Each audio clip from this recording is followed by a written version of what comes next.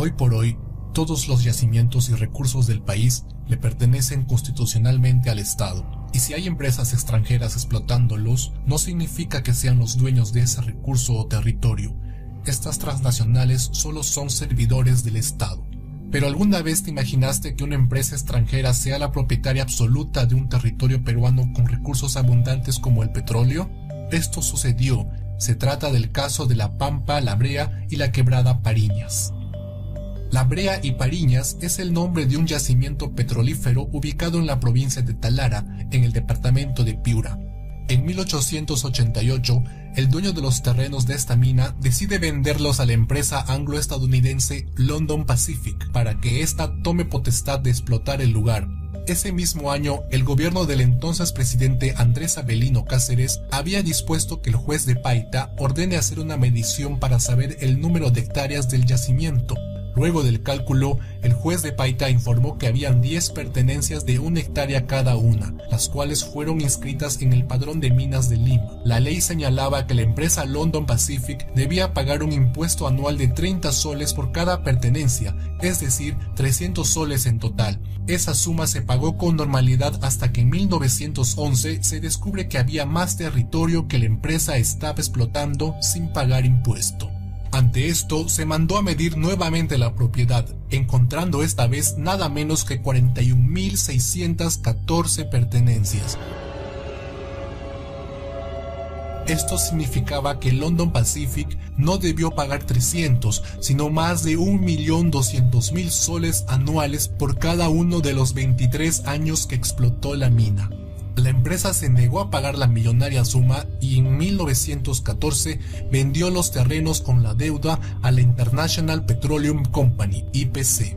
8 años después, durante el gobierno de Augusto Leguía, se firmó un convenio transnacional que fue presentado ante un tribunal arbitral en Francia.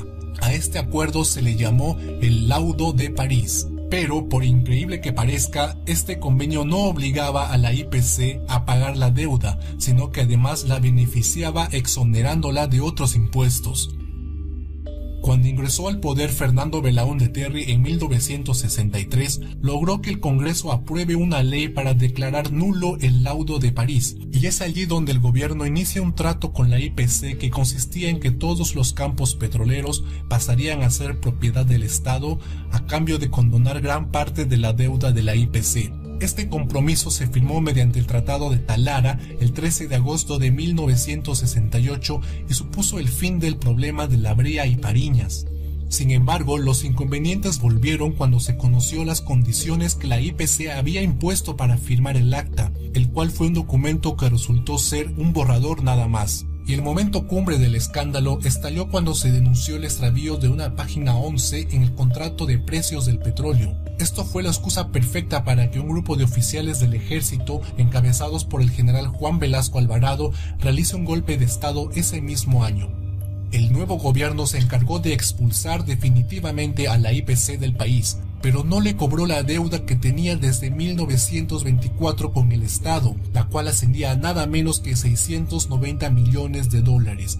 Y por si fuera poco, se supo más tarde que el gobierno de Velasco negoció en secreto con la IPC y el Perú pagó una indemnización de 76 millones de dólares a todas las empresas estadounidenses afectadas con las expropiaciones. De este dinero se acusa que 17 millones fueron tramitados por el entonces joven funcionario del Banco Central de Reserva, Pedro Pablo Kuczynski. ¿Crees tú que estuvo bien justificado el golpe de estado de Velasco? ¿Fue el acta de Talara un arreglo bajo la mesa con la transnacional petrolera o un complot contra el gobierno de Belaúnde? ¿Cambiarías de opinión si te digo que la página 11 resultó ser nada más que una hoja en blanco? Saca tus propias conclusiones. Si el video te pareció informativo, por favor déjame un me gusta, únete a mis redes sociales que están en la descripción, comparte si crees que hay jóvenes que aún no conocen nuestra historia. Mi nombre es Hugo Xavier y nos vemos en el próximo video. Hasta pronto.